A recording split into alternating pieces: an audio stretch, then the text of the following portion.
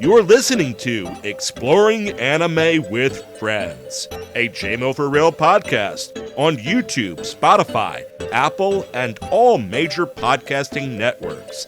I'm your host, JMO! And today's friend is my guest host, the Bin Buster. How's it going today, Graydon? It's going well, J-Mill. How are you doing? I'm doing very well. I'm super excited to finally be doing a show with you. Aren't you excited to be part of Exploring Anime with Friends Movie Edition? Considering when you asked me to be on Exploring Anime with Friends, it's like, I really don't watch anime, but I did watch some anime movies, and you're like, oh, that would be perfect. Yeah, right? I do the movie thing every other week, and apparently there's people that tune in just for the movie episodes and not the anime episodes, so I'm excited for that. I learned that this past week, and I'm excited to have you on. Today we will be going to explore the world of Princess Mononoke, a Studio Ghibli fantasy epic released in July of 1997 and re-released recently in the theaters. So they've done a nice little remaster and everything. And yeah, no, if you have a chance to actually see the updated version, go for that too. First, we will learn a little bit about the setting of the world and the events that lead to this moment. Next, we'll meet our hero, Akatashi, and follow him on his journey. Afterwards, we will dive into the world of San and the other great beings of the forest. Finally, we will explore all the numerous sides that lead to the great conflict. And remember, if you like what you hear today, follow us on social media, linked in the show notes. Like, subscribe, and follow. Bin Buster, introduce yourself to everyone. Well, ladies and gentlemen, boys and girls, children of all ages, my name is the Bin Buster, or I'm known at on YouTube and all the socials out there. The actual name is Graydon. What Bin Buster's about is reviewing movies that you usually find in the $5 bin at Walmart. So I go through those. I find a movie. Sometimes it's something I've watched. Sometimes it's something I don't watch.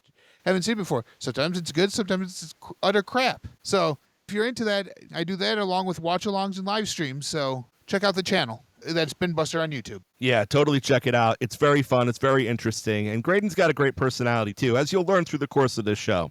His YouTube channel will be linked in the show notes, so easy access for anyone who's listening to this. All right, so this world, before we go too much into these characters, the world is in a very unique state. Like, I covered this when I did the Elusive Samurai episodes. We are leaving the samurai era right now, and we're heading into the era of guns and grenades and explosives. So talk to us a little bit about this magical meets scientific collision. And so when I first saw it, I was like, I can't remember what my initial reaction was, but I'm watching it now. It's like, I really couldn't remember that was scientific meets fantastical in that way. But I think it was very well done the way they did it. I mean, there's no other way you could put magic in with modernized weaponry and make it seem realistic in both worlds, if that makes sense. Yeah, it does make sense, and it's one of the things where a lot of people do believe that there were magical and supernatural elements in the world during that point in time, and they believe that the rise of the gun is what got rid of the gods and the demons and the magic of the lands. You see it portrayed quite a few times through Japanese literature and whatnot, so it's always fascinating when they hone in on that period when mankind starts to peak and starts clashing with the magic around it. In this case, the magic of nature. Talk to us a little bit about the beautifulness of the forest and everything. Well, for those of you that don't know, my channel, I deep dive into backgrounds of movies as well too. With this, those beautiful images, they were actual photographs that Miyazaki actually used and drew over. He took paper, drew over them, so he can still make it animated, so make it into his world, but actually used real pictures to draw it. So that's why it looks the way it does. Whereas sometimes when you draw something by hand, you don't really get that sense of realism or that sense of fantasticalness, if in either sense of the word, but that's because he actually used realistic pictures and drew over them for that inspiration. That's awesome. I did not know that. Yeah. It definitely adds more depth to it too. And honestly, there's so much beautiful, we'll call it magic. There's so much beautiful magic in nature as it is today that just tracing over a picture makes so much sense for something like this. They were pictures from Yakushima, Japan too. Very nice. Which is a lot of forested, wooded areas. Awesome. So we see the beautiful nature and the proud forest and everything, and then we see mankind coming in with their technology and their weaponry, and the whole thing begins in a scene that we don't see on the screen, but we find out that it happens when the guardian of the forest, Nago the boar, gets shot with a rifle by Lady Eboshi, loses control of its emotions, and rampages, becoming a demon. It rampages out of the west and into the east, and it starts to attack the village that Akatashi defends as its prince. Talk to us a little bit about that opening scene between Akatashi and Nago. I mean, just the way it shows the natural strength of Ashitaka and Yeah. everything. If you believe in the spirit of the forest and stuff like that, it's a deer. It's literally a deer. It's Yeah. that transfers giant night walker at sunset, and it's one of those things that's like you can see the pain, you can feel what just happened with how you described it. With what just happened, you could feel the pain, you can feel the anguish in the nature with the modern era coming into fruition, coming into being. Yeah, and as a result of it, that boar is completely corrupted. You were talking about the Night Walker also. We'll get more into the Night Walker and the deer later on too. But you see how Nago the boar was completely corrupted, and Akatashi fights him off so brilliantly. He saves his village, but at the cost of receiving the curse mark. The curse, so that one of the themes that constantly it comes up through about this is like the sadness that is brought through hate. So the curse mark that represents that, and despite the fact that he's trying to live peacefully, he has now been marked and branded by this curse of hatred, and he has to leave the village to go out on his journey. Talk to us a little bit about Akatashi's personality, his willingness to accept his fate, and the new powers that arise as a result of this curse mark. Well, with his powers, it was like his attitude, you could tell it completely changes towards it.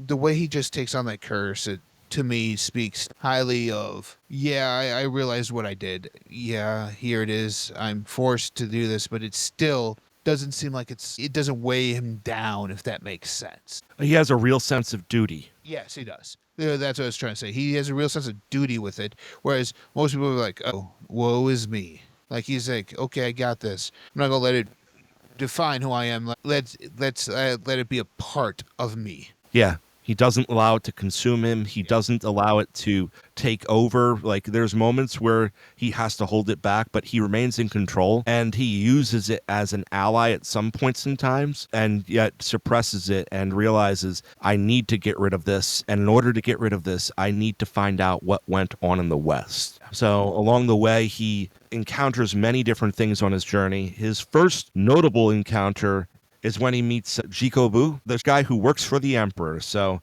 I think I said that correctly. Yeah, I think so too. I'm not Japanese. If any of our Japanese friends out there are listening, please correct us if we butchered that name. Thank you. Yeah, but he meets him in the town, and the man definitely knows who he is because he sees him riding his red elk, Yakul, which their tribe rides a red elk. Many people believe the tribe to be extinct, but like Jikobu, he knows, and we later find out that he works for the Emperor. But that little scene in the cave where the two of them are talking, it's one of those things where he really kind of brings more depth to what the world is at that point in time. He's like, yeah, you're cursed. Well, congratulations. The whole world's cursed. The whole world's dying. He's like, you're not in any different situation. And I think that really adds to Akatashi's resolve. Talk to us a little bit about how Akatashi changes in that moment. Since he finds out that others are, like you were saying, were cursed, it's like, okay, he's seen what some have been, even Jikobo in the Japanese, or Jigo, as they call him in the English version, if you watch it dubbed. Played by the awesome Billy Bob Thornton, by the way. Oh, nice. Yes. It shows Ashitaka who he actually is. Like, Jiko was looking for a way to try and get him on his side, but yet he's still standing up for what he believes in. Yeah, and he really impresses him because later Jiko, when he reaches Lady Eboshi, because that's his goal, because he has his own thing that he's presenting that really adds a plot twist to the movie. But when he gets there, he asks if Akatashi had already been there, and obviously he had already been there at that point in time, because Lady Eboshi, after Akatashi rescued two of her men and brought them through the woods back to her ironworks. She puts him up and she gives him the story. She gives him the truth of what he's searching for, even if she knows that's probably going to turn him against her. But before we get too much on that, what did you think of that scene with all the little kodama in the woods? Wasn't that awesome? Yes, and all the sign of a healthy forest. Yeah. Yeah. Yeah. I think the way that they showed it as a healthy forest using the little kodamas, I think that's actually quite a cute touch. It's like, hey, we kind of, even though this is a Japanese movie, that if we were going to release it in the Western half of the world, let's kind of make something that they kind of are familiar with. There's always these cute little things that pop up every so often in movies that you're like, oh, that was so awesome. Well, yeah, it's only a minor little thing.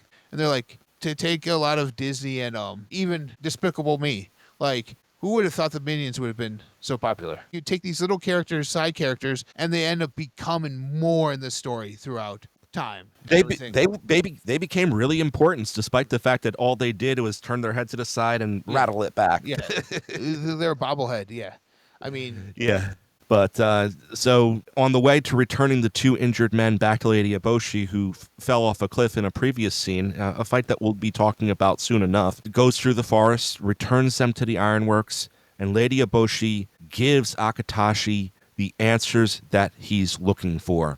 She reveals how they've outfarmed the iron in the sandy area, and now they're moving into the forest to get the iron out of the ground so that they can create weapons. She shows him the weapons that were used to take down the boar. She doesn't try to hide that she's the one that shot Nago. She tries to point out that in order for mankind to advance, they have to mine this iron ore from the forest, and she's just taking what man deserves, in her opinion. Talk to us a little bit about the fire that this sets in Akatashi, and a little bit about the friendly conflict that there is with Lady Eboshi, right? That's probably the best way to put it. Yeah, it's a friendly. It is a friendly adversary here right now, because we can honestly say the underlying theme in here is the conflict of nature versus technology versus humanity, and the progression of one as humans evolved. The forces of nature ended up becoming subdued due to the technology that the humans done, and we see it here.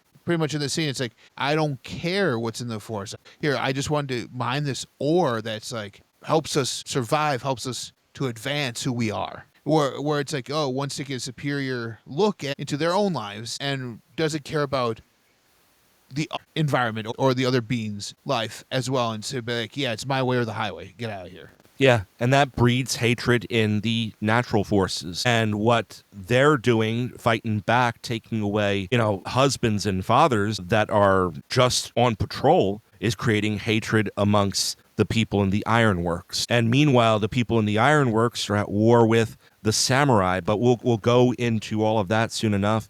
If you like what you're hearing so far, make sure to check us out on social media. Like, subscribe, and follow. Make sure to check this movie out for yourself. You saw it on Amazon Prime, correct? Yes, it's $3.99 to rent, and I think $9.99 to buy. Nice. It's a great movie.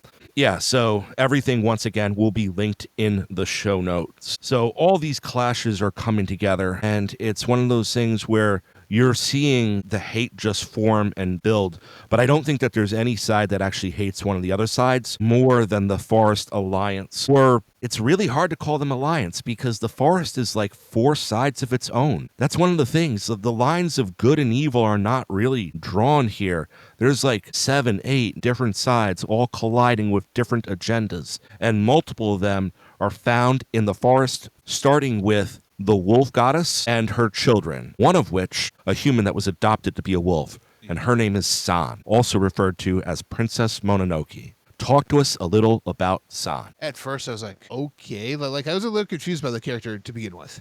Well, I'm like, this is interesting. How the character was, how it's half wolf, half human, and it's like, I'm going, this is kind of weird. But I'm like, yeah, it's Ghibli. What do I expect? Yeah, I mean, not everything in Ghibli can be explained. As a matter of fact, Miyazaki admits to some of the greatest mysteries of his movies being that, I don't have an answer for that. So yeah, exactly. Her primary concern is protecting the forest and the animals and the lives within it. Yeah. She rejects, even to the point where she rejects her own humanity because of it. and sees herself as a wolf. And so she's throwing who she is out the window for this forest station. Here she is struggling for who she is, standing up for what she believes is right. How many times is she suicidal because of in the assassination attempt on Lady Eboshi? Yeah, and not suicidal and as taking her own life, but putting herself in dangerous spot. Exactly. Kind of like it's a Japanese movie, kind of like, what is it, kamikaze. More so that realm of thought process. Like, I'm going to do this at no matter the cost of my own life, but to help benefit this going forward. She believes that Eboshi's death will result in the end of Irontown and the human growth. So she's trying the best to stop what's coming with this iron, with them trying to take out the ore from the forest by just trying to attack Lady Eboshi and the humans, even though they're seeing her, why is this human attacking us for what would benefit her in the long run? So it's kind of like she's at war with herself as well as at war with the humans. Very good way to put it. And that's really just kind of San Moro, the wolf goddess, and her pups as a whole. They're constantly pulling the aggro because they feel that the humans have to die because they've already killed too much, including the original guardian of the forest, the boar god. I just want to talk a brief moment about the apes. They show pretty clearly that the people who complain the most do the least. Isn't that true in real life, though? Yeah.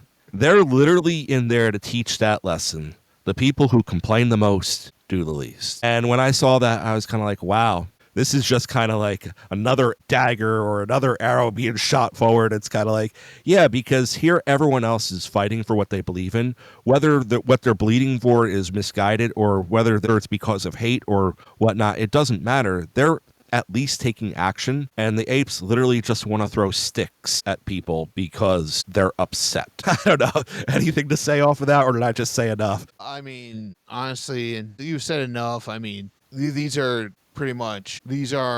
more so gorillas, but in the Japanese culture, gorillas don't really exist. So they're like, the best way I want to put this is another series of movies out there, the whole Planet of the Apes franchise.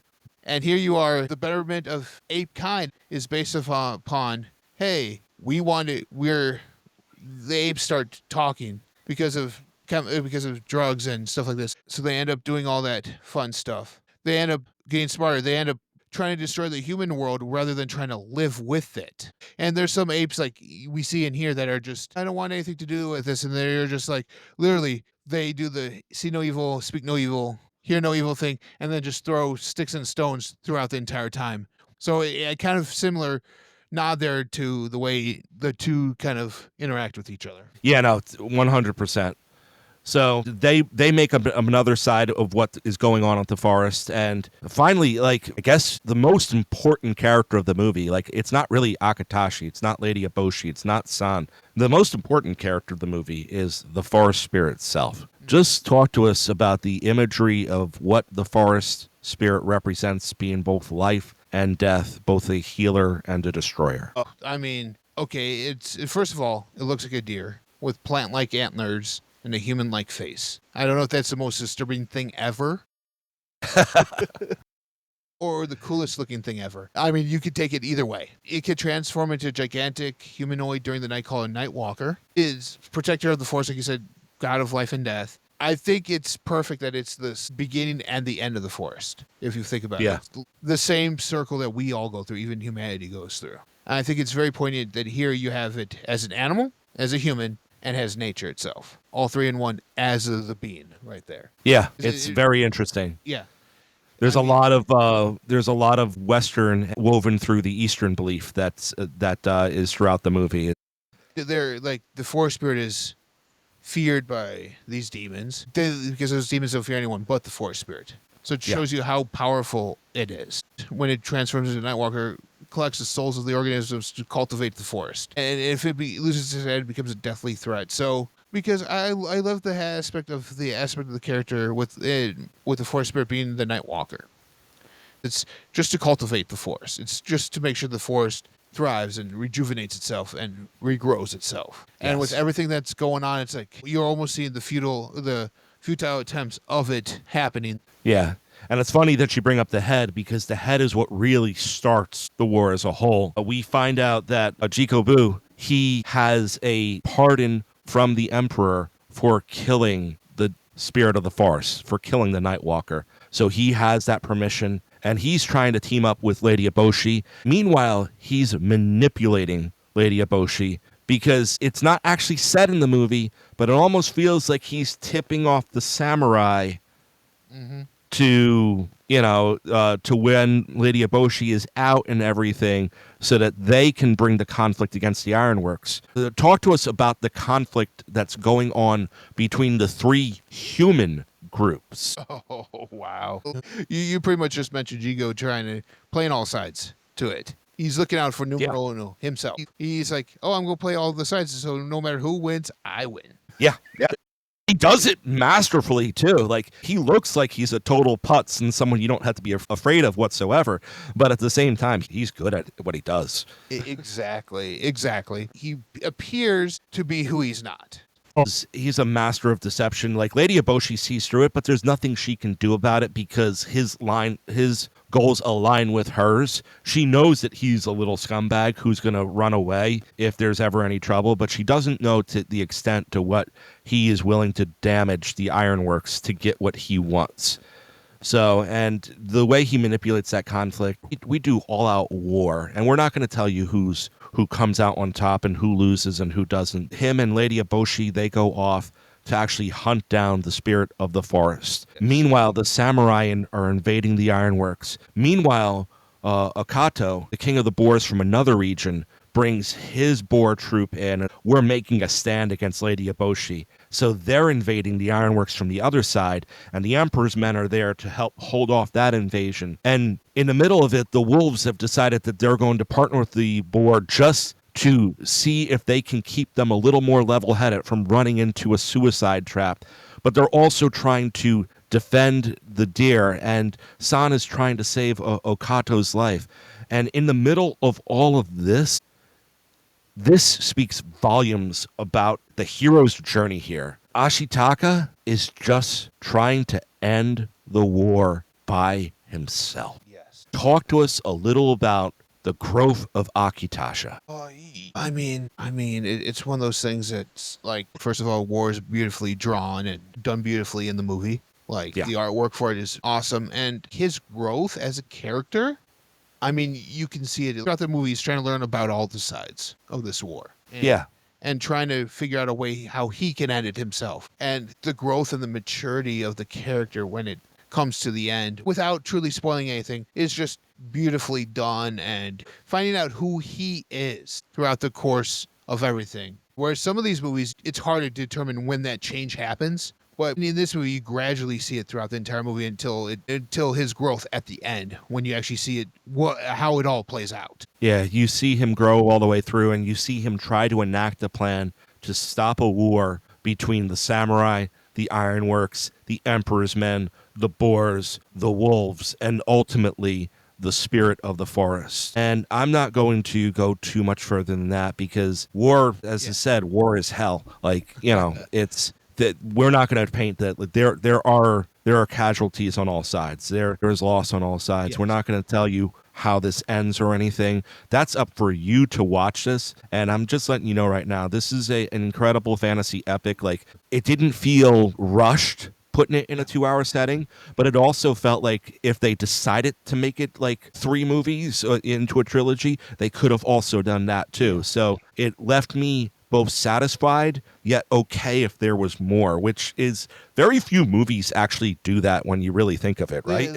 That is true. You think of this movie like, I would have loved to have seen a little bit more on the forest side and the Ironworks and the samurai. I would have just loved to have seen more, dive into the backgrounds of each. Like you said, you could have almost done a movie on each one of those 3 groups and then brought them all together for the war. Yeah, for the war. Yeah.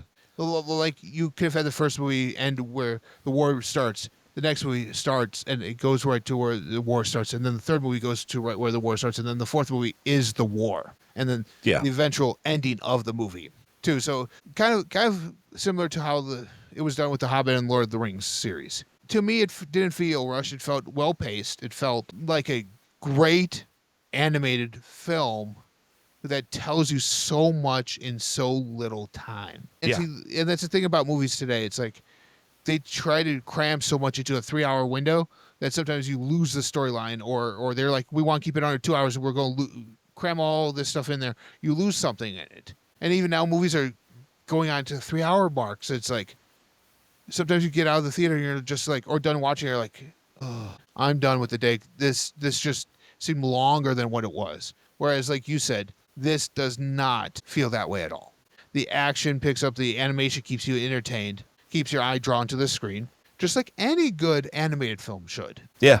Pacing, background, soundtrack, everything about this was at the very least good, and some aspects of it were great. The soundtracks to anything by Studio Ghibli, if I could get my hands on vinyls of those, or Yeah.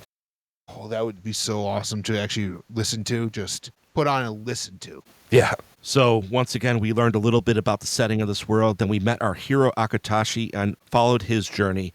We dove into the world of the forest and the ironworks with Lady Eboshi and San, and we explored the numerous sides that led to the great conflict. We hope you have as much fun on exploring the world of Princess Mononoke as we have, and consider watching this movie. So if you like what you heard today, make sure you listen to us on YouTube, Spotify, Apple, or wherever you stream your podcast. Listen to all of our J-Mill for Real podcasts, and hit us up on social media, like, subscribe, and follow. Once again, this was Exploring Anime with Friends. Let's explore together. And now for a word from our sponsors. Bin Buster. Live from YouTube, it's Tuesday night, the call sign of the Bin Buster YouTube channel. Once you hear this, you know you're about to embark on a journey through pop culture, movies, comics, and more. Buckle up and enjoy the ride every Tuesday night at 9 p.m. EST. Poppin' Cinema with Joe Mama and friends. Showcasing the power of cinema, join Joe Mama as he introduces different friends each week to a movie they have not seen before, popping their cinematic cherry as they talk about the movie they just watched every Tuesday at midnight.